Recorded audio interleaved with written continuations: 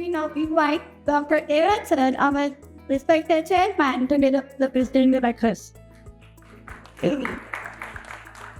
ಶ್ರೀ ಉಪಯೋಗ ವೇದಿಕೆಯಲ್ಲಿ ಉಪಸ್ಥಿತ ಅತ್ಯಂತ ಹಿರಿಯರು ಸಜ್ಜನರು ಕೂಡ ಆಗಲೇ ಸರ್ ಹೇಳಿದಾಗಿ ಡಾಕ್ಟರ್ ರಾಜನಪ್ಪಸರವರೇ, ಇವತ್ತು ನಮ್ಮ ಕಾಲೇಜಿಗೆ ನೀವು ಆಗಮಿಸಿದ್ದು ವಿದ್ಯಾರ್ಥಿಗಳ ಕುರಿತು ತಮ್ಮ ಜೀವನದ ಅನುಭವಗಳನ್ನು ಯಾವುದೇ ರೀತಿಯ ಆಡಂಬರ ಇಲ್ಲದೆ, ಯಾವುದೇ ರೀತಿಯ ಅದಕ್ಕೆ ಯಾವುದೇ ಒದಕೆ ಇಲ್ಲದೆ ನೇರವಾಗಿ ಹೇಳುವ ಮೂಲಕ ಮಕ್ಕಳಲ್ಲಿ ಒಂದು ವಾಸ್ತವ ಸತ್ಯದ ಅರಿವನ್ನು ಮೂಡಿಸೋದು ಬಹಳ ಮುಖ್ಯ ಆಗುತ್ತೆ.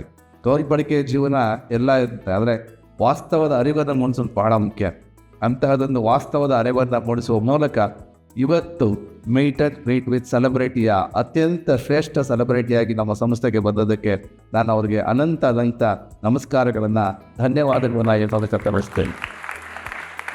ಕಾರಣ ಇಷ್ಟೇ, ಪ್ರಾರಂಭದಲ್ಲಿ ಸ್ವಾಗತ ಕಾರ್ಯಕ್ರಮದಲ್ಲಿ ನಮ್ಮ ಪ್ರಾಚಾರ್ಯರು ಹೇಳ್ತಾ ಇದ್ರು, ಈ ಸೆಲೆಬ್ರಿಟಿ ಕಾರ್ಯಕ್ರಮವನ್ನು ಯಾಕೆ ಮಾಡುವ ಉದ್ದೇಶ ಏನು, ಅದರ ಹಿನ್ನೆಲೆ ಏನು ಅಂತ ಹೇಳಿ.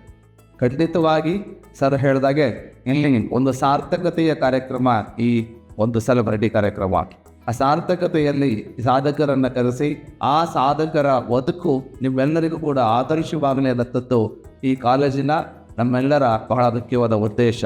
ಆ ಹಿನ್ನೆಲೆಯಲ್ಲಿ ಈ ಕಾರ್ಯಕ್ರಮವನ್ನು ಮಾಡ್ತಾ ಇದ್ದೀವಿ. ಅದು ನಿಮ್ಮೆಲ್ಲರಿಗೂ ಕೂಡ ಬಹಳ ಪೂರಕವಾಗುತ್ತೆ ಅಂತೇಳಿ ನಾವು ಭಾವಿಸ್ತೀವಿ.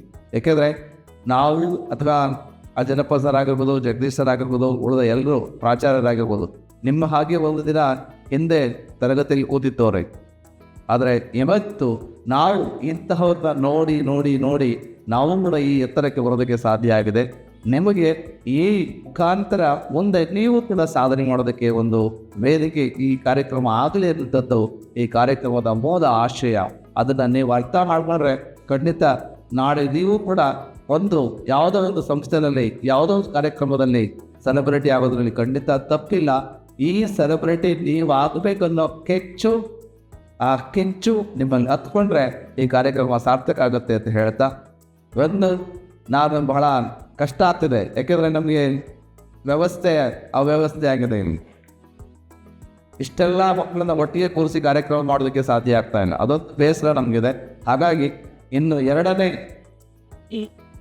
ಮೀಟ್ ಸೆಲೆಬ್ರಿಟಿ ಮಾಡೋದ್ರೊಳಗೆ ಮೇಲ್ಭಾಗದಲ್ಲಿ ಒಂದು ದೊಡ್ಡ ಏರಿರುವನ್ನು ನಾವು ಮಾಡ್ತಾ ಇದ್ದೀವಿ. ಅಲ್ಲಿ ನಿಮ್ಮೆಲ್ಲರನ್ನು ನಟ್ಟಿಗೆ ಒಂದೇ ಕಡೆ ಕೂರಿಸಿ ಒಂದು ಅದ್ಭುತವಾದ ಕಾರ್ಯಕ್ರಮ ಮಾಡುವ ಆಸೆ ನಮ್ಮದು.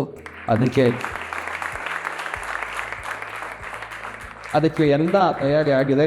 ಇನ್ನೊಂದು 15 ದಿನದಲ್ಲಿ ನಾವು ಇವೆರಗನ್ನು ತಯಾರು ಮಾಡಿಕೊಡ್ತೀವಿ ನಿಮಗೆ. ಅಲ್ಲಿಂದ ಆಚೆಗೆ ಎಲ್ಲ ಕಾರ್ಯಕ್ರಮಗಳಿಂದ ನೀವು ಮೇಲ್ಗಡೆ ಅದ್ಭುತವಾಗಿ ಮಾಡೋದಕ್ಕೆ ಸಾಧ್ಯ ಆಗುತ್ತೆ. ನಿಮಗೆ ಪಠ್ಯ ಅಷ್ಟೇ ಅಲ್ಲ, ಪಠ್ಯೇತರ ಚಟುವಟಿಕೆಗಳು ನಿಮ್ಮ ಬದುಕಿಗೆ ಎಷ್ಟು ಅವಶ್ಯಕ ಇದೆ ಅನ್ನೋದನ್ನು ನಮ್ಮ ಕಾಲೇಜಿನ ಮೂಲಕ ನಿಮಗೆ ತಿಳಿಸಂಥದ್ದು ನಮ್ಮ ಜವಾಬ್ದಾರಿ. ಆ ಹಿನ್ನೆಲೆಯಲ್ಲಿ ನಾವು, ಏಕೆಂದರೆ ನಾವಿಲ್ಲಿ ಸೈನ್ಸ್ ಮಾಡಲಿಲ್ಲ, ಕಾರಣ ಇಷ್ಟೇ. ಸೈನ್ಸ್ ನಾವು ತಗೊಂಡಾಯಿತು ಅಂತಂದರೆ ಪುಸ್ತಕ ಬಿಟ್ಟು ಬೇರೆ ಕಡೆ ನೋಡೋದಕ್ಕೆ ಸಾಧ್ಯ ಆಗಲ್ಲ. 24/7 ಬರೀ ಪುಸ್ತಕನೇ ಆಗುತ್ತೆ. ಈಗ ಡಾಕ್ಟರ್ ಆಗಬೇಕು ಅಂತಂದರೆ ಆ ಒಂದು ಡೆಡಿಕೇಶನ್ ಬೇಕಾಗುತ್ತೆ. ಒಬ್ಬ ಇಂಜಿನಿಯರ್ ಆಗಬೇಕಂದ್ರೆ ಡೆಡಿಕೇಶನ್ ಬೇಕಾಗುತ್ತೆ. ಆದರೆ ಕಾಮರ್ಸ್ ಮತ್ತು ಆರ್ಟ್ಸ್ ಮಕ್ಕಳಿಗೆ ಪ್ರಪಂಚದ ಎಲ್ಲ ಭಾಗದಲ್ಲಿ ಬೇಡಿಕೆ ಇರೋದ್ರಿಂದ ನಿಮ್ಮನ್ನು ಸಾಂಸ್ಕೃತಿಕವಾಗಿ, ಶೈಕ್ಷಣಿಕವಾಗಿ ಮತ್ತು ಆರ್ಥಿಕವಾಗಿ ಕಟ್ಟಿ ಬೆಳೆಸೋದು ನಮ್ಮ ಹಿನ್ನೆಲೆ. ಹಾಗಾಗಿ ಈ ರಾಯಲ್ ಕಾಲೇಜು ವಾಣಿಜ್ಯ ಕಾಲೇಜಾಗಿ ಬೆಳೆಯೋದಕ್ಕೆ ಸಾಧ್ಯ ಆಗ್ತಾ ಇದೆ. ಆ ನಿಟ್ಟಿನಲ್ಲಿ ನಾವು ಎಲ್ಲ ರೀತಿಯ ಪ್ರೋತ್ಸಾಹ ನಿಮಗೆ ಕೊಡ್ತಾ ಬರ್ತೀವಿ. ನಿಮ್ಮ ಪೋಷಕರು ಯಾವ ಭರವಸೆ ಧೈರ್ಯವನ್ನು ಇಟ್ಟು ಈ ಸಂಸ್ಥೆಗೆ ನಿಮ್ಮನ್ನು ಸೇರಿಸಿದರೆ ಅದಕ್ಕೆ ಬೇಕಾದಂತಹ ಎಲ್ಲ ರೀತಿಯ ಸವಲತ್ತನ್ನು ಕೊಡುವ ಮೂಲಕ ಒಂದು ಒಳ್ಳೆ ರಾಯಲ್ ವಿದ್ಯಾರ್ಥಿಯಾಗಿ ನಿಮ್ಮನ್ನು ಹೊರಗಡೆ ಕಳಿಸುವ ಆಶಯ. ಆದರೆ ಅದಕ್ಕೆ ಬಹಳ ಮುಖ್ಯವಾಗಿ ಆಗಲೇ ನಮ್ಮ ಸ್ನೇಹಿತರು ಜಗದೀಶ್ ಸರ್ ಹೇಳ್ತಾ ಇದ್ರು, ನಿಮ್ಮ ಪ್ರಯತ್ನ ಬಹಳ ಮುಖ್ಯ. ಡಾಕ್ಟರ್ ಸರ್ ಕೂಡ ಅದನ್ನೇ ಹೇಳ್ತಾ ಇದ್ರು, ನೀವು ಹೇಗೆ ಕಾಯಕವೇ ಕೈಲಾಸ, ವರ್ಕ್ ಇಸ್ ವರ್ಶಿಪ್ ಅಂತ ಸರ್ ಹೇಳಿದ್ರು. ಅದನ್ನು ಅಳವಡಿಸ್ಕೊಂಡ್ರೆ ಮಾತ್ರ ಸಾಧ್ಯ. ಇದು ಹೋದರೆ ಖಂಡಿತ ಇಲ್ಲ. ನೀವೆಲ್ಲ ಕೂಡ ಏನಾಗ್ತದೆ, ಇವತ್ತು ಈ ಅಡ್ವಾನ್ಸ್ಡ್ ಟೆಕ್ನಾಲಜಿಗೆ ನೀವೆಲ್ಲ ಕೂಡ ಹೋಗ್ತಾ ಇದ್ದೀರಿ. ಅಡ್ವಾನ್ಸ್ ಟೆಕ್ನಾಲಜಿಯನ್ನು ನೀವು ತುಂಬ ಉಪಯೋಗಪಡಿಸ್ಕೊಳ್ತಾ ಇದ್ದೀರಿ. ಈ ಅಡ್ವಾನ್ಸ್ ಟೆಕ್ನಾಲಜಿಯನ್ನು ನೀವು ಅರ್ಥ ಮಾಡ್ಕೊಳ್ತಾ ಇಲ್ಲ. ಅದರಿಂದ ಆಗುವಂತಹ ಅನಾಹುತಿಗಳು, ಅದರಿಂದ ಆಗುವಂತಹ ಸಮಸ್ಯೆಗಳು, ಅದರಿಂದ ಆಗುವಂತಹ ನೂರಾರು ವಿಚಾರಗಳು ನೀವು ತಿಳ್ಕೊಳ್ತಾ ಇಲ್ಲ. ಆದರೆ ಯಾವುದನ್ನು ನೀವು ಆಗಲೇ ಹೇಳಿದ್ರು, ಪಾಪನ ತಯಾರು ಮಾಡಿದ ಉದ್ದೇಶ ಬೇರೆ, ಆದರೆ ಬಳಕೆ ಆಗ್ತಾ ರೀತಿ ಬೇರೆ. ಗನ್ನನ್ನು ತಯಾರು ಮಾಡಿದ ಉದ್ದೇಶ ಬೇರೆ, ಅದರ ಬಳಕೆ ಆಗ್ತಿರೋ ರೀತಿ ಬೇರೆ. ಹಾಗಾಗಿ ಎಲ್ಲವೂ ಕೂಡ ಅರ್ಥಗಳನ್ನು ಕಳ್ಕೊಳ್ತಾ ಇದೆ, ಎಲ್ಲವೂ ಕೂಡ ಏನಾರ್ಥಗಳನ್ನು ಪಡ್ಕೊಳ್ತಾ ಇದೆ. ಆ ಒಂದು ತಪ್ಪು ನಾವು ಮಾಡಬಾರ್ದು, ನಾವು ಸರಿಯಾದ ರೀತಿಯಲ್ಲಿ ತಿಳ್ಕೊಬೇಕಾಗುತ್ತೆ.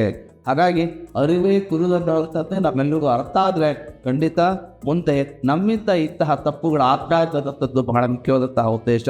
ಆ ದಿನದಲ್ಲಿ ಈ ಕಾರ್ಯಕ್ರಮ ಅತ್ಯಂತ ಸಾರ್ಥಕ ಕಾರ್ಯಕ್ರಮ. ಈ ಕಾರ್ಯಕ್ರಮದ ಕಂಪ್ಲೀಟ್ ರಾಯಾಗಿ ನಮ್ಮ ಪ್ರಾಚಾರ್ಯರು ಡಾಕ್ಟರ್ ಲಕ್ಷ್ಮೀ ಶರಣಯ್ಯ ಸೋಂದಾಸರ್ ಅವರು, ಅವರಿಗೆ ಅಭಿನಂದನೆಗಳಿಂದ ನಾನು ಬಹಳ ಪ್ರೀತಿಯಿಂದ ಅವರಿಗೆ ಈ ಕಾರ್ಯಕ್ರಮ ತಿಳಿಸಿರ್ತಾರೆ. ಯಾಕಂದರೆ ಅವರ ಒಂದು ಕನಸಿನ ಕಾರ್ಯಕ್ರಮ ಇದು, ಅವರ ಪ್ರೀತಿಯ ಕಾರ್ಯಕ್ರಮ ಇದು. ಕರ್ನಾಟಕದ ಯಾವುದೇ ಕಾಲೇಜಲ್ಲಿ ನಡೀತಿರುವಂತಹ ಒಂದು ವಿಶೇಷವಾದ ಕಾರ್ಯಕ್ರಮ ಅವರು ರೂಪಿಸಿದ್ದಾರೆ. ಅದಕ್ಕೆ ನಮ್ಮ ಕುಟುಂಬದ ಬೆಂಬಲ ಸದಾ ಇರುತ್ತೆ. ಆ ಹಿನ್ನೆಲೆಯಲ್ಲಿ ಇದು ನೀವೆಲ್ಲ ಸ್ಕೂಲ್ಗಳು ಓದಿರ್ತೀರಿ, ನೋಡಿರ್ತೀನಿ. ಎಷ್ಟೋ ಸ್ಕೂಲ್ಗಳಲ್ಲಿ ನಿಮಗೆಲ್ಲ ಗೊತ್ತಿರೋ ಹಾಗೆ ಕಾಲೇಜುಗಳಲ್ಲಿ ವರ್ಷಕ್ಕೆ ಒಬ್ಬ ಅತಿಥಿಯನ್ನು ಕರೆಸಿ ಒಂದು ಸ್ಕೂಲ್ ಡೇ ಮಾಡೋದಕ್ಕೆ ಒತ್ತಾಡ್ತಾ ಇರ್ತಾರೆ. ಹಾಗಾಗಿ ಸ್ಕೂಲ್ಗಳಲ್ಲಿ ಇತ್ತೀಚೆಗೆ ಟ್ರೇಡ್ ಚೇಂಜ್ ಮಾಡಿಬಿಟ್ಟಿದ್ದಾರೆ. ಒಂದು ವರ್ಷ ಸ್ಕೂಲ್ ಡೇ, ಇನ್ನೊಂದು ವರ್ಷ ಸ್ಪೋರ್ಟ್ಸ್ ಡೇ. ಯಾಕೆ ಅಂದರೆ ಅಯ್ಯೋ ಎಷ್ಟು ತರಕ್ಕಾಗಲ್ಲ, ಹೋಗಿ ಯಾಕೆ ಬೇಕು ಅಂತ ಹೇಳಿ. ಆದರೆ ರಾಯಲ್ ಕಾಲೇಜಿನಲ್ಲಿ ತಿಂಗಳಿಗೊಬ್ಬ ಅತಿಥಿಯನ್ನು ಕರೆಸಿ, ತಿಂಗಳಿಗೊಬ್ಬ ಸಾಧಕನನ್ನು ಕರೆಸಿ, ತಿಂಗಳಿಗೊಬ್ಬ ಗೆಸ್ಟನ್ನು ಕರೆಸಿ ಇಂತಹದೊಂದು ವಿನೋದದ ಕಾರ್ಯಕ್ರಮ ಮಾಡೋ ಮೂಲಕ ನಿಮ್ಮದೇ ಇರುವಂತಹ ಭಾವನೆಗಳನ್ನು ಕೆರಳಿಸುವ ಪ್ರಯತ್ನವನ್ನು ನಾವು ಮಾಡ್ತಾ ಇದ್ದೀವಿ. ಅದಕ್ಕೆ ನಮ್ಮ ಪ್ರಾಚಾರ್ಯರು ಮೂಲ ಕಾರಣ. ಅದ್ರ ಜೊತೆಗೆ ನಾವೆಲ್ಲ ಸೇರಿ ಈ ಕಾರ್ಯಕ್ರಮವನ್ನು ರೂಪಿಸಿ ಚೆನ್ನಾಗಿ ಮಾಡ್ತಾರದು ನನಗೆ ಬಹಳ ಖುಷಿ ಕೊಟ್ಟಿದೆ. ಇನ್ನಷ್ಟು ಮತ್ತಷ್ಟು ಸಾಧಕರು ಮುಂದೆ ಬರ್ತಾರೆ, ಅವನ್ನೆಲ್ಲ ನಿಮಗೆ ಪ್ರೇರಣೆ ಆಗ್ತಾರೆ ಅಂತ ಆಶಿಸ್ತಾ ಇವತ್ತು ಈ ಕಾರ್ಯಕ್ರಮಕ್ಕೆ ನನಗೆ ಬಹಳ ಸಂತೋಷ ಆಗಿದೆ. ಬಹಳ ಮುಖ್ಯವಾಗಿ ನಮ್ಮ 3 ಜನ ಗುರುಗಳು, ಅವ್ರು ವೈದ್ಯರಾದರೂ ಕೂಡ ಅವರು ಸಹ ಗುರುಗಳೇ. ಜೊತೆಗೆ ಜಗದೀಶ್ ಸರ್ ಬಂದಿದ್ದಾರೆ, ಜೊತೆಗೆ ನಮ್ಮ ಜಯಪ್ರಕಾಶ್ ಸರ್ ಕೂಡ ಬಂದರು. ಅವರಿಗೆ ನಮ್ಮ ಕಾಲೇಜ್ ಮೇಲೆ ಬಹಳ ಒಂದು ಅಭಿಮಾನ, ಪ್ರೀತಿ. ಸರ್ ತುಂಬ ಚೆನ್ನಾಗಿದೆ ಕಾರ್ಯಕ್ರಮಗಳು, ತುಂಬ ಒಳ್ಳೊಳ್ಳೆ ಕೆಲಸಗಳು ನೀವು ಮಾಡ್ತಾ ಇದ್ರೆ ಹೇಳಿ ಹಾರೈಸ್ತಾ ಇರ್ತಾರೆ. ಅವರ ಎಲ್ಲ ವಿದ್ಯಾರ್ಥಿಗಳು, ಸಾಕಷ್ಟು ವಿದ್ಯಾರ್ಥಿಗಳು ಸೇರಿಕೊಂಡಿದ್ದಾರೆ. ಆ ಗುರುಗಳು ಕೂಡ ಇಡೀ ಈ ಭಾಗದಲ್ಲಷ್ಟೇ ಅಲ್ಲ, ಬೆಂಗಳೂರಲ್ಲೇ ನಮ್ಮ ಕಾಲೇಜಿನ ಈ ಕಾರ್ಯಕ್ರಮವನ್ನು ತುಂಬ ಜನ ತರ್ಜುಮೆ ಮಾಡ್ತಾ ಇದ್ದಾರೆ, ಅನುವಾದ ಮಾಡ್ತಾ ಇದ್ದಾರೆ. ಅವ್ರು ಮತ್ತೆ ಬೇರೆ ಬೇರೆ ರೀತಿಯಲ್ಲಿ ಮಾಡ್ತಾ ಇದ್ದಾರೆ. ಅಂತಹದ್ದು ಕಾನ್ಸೆಪ್ಟ್ ನಾವು ಮಾಡ್ತಾ ಇದ್ದೀವಿ. ಅದು ನಿಮ್ಮೆಲ್ಲರಿಗೂ ಒಳ್ಳೆಯದಾಗಲಿ ಹಾರೈಸ್ತಾ ಮತ್ತಷ್ಟು ಮಗದಷ್ಟು ಮುಂದೆ ಕಾರ್ಯಕ್ರಮಗಳನ್ನು ರೂಪಿಸ್ತಾ ಹೋಗೋಣ. ನಿಮ್ಮ ಗಮನ ಓದಿನ ಕಡೆ ಇರಲಿ ಅಂತ ಹೇಳ್ತಾ ನನ್ನ ಮಾತಿಗೆ ವಿಧಾನ ಹೇಳ್ತಾನೆ. ಡೈಲಿ ಬೈಕ್ ಮಾಡಿ.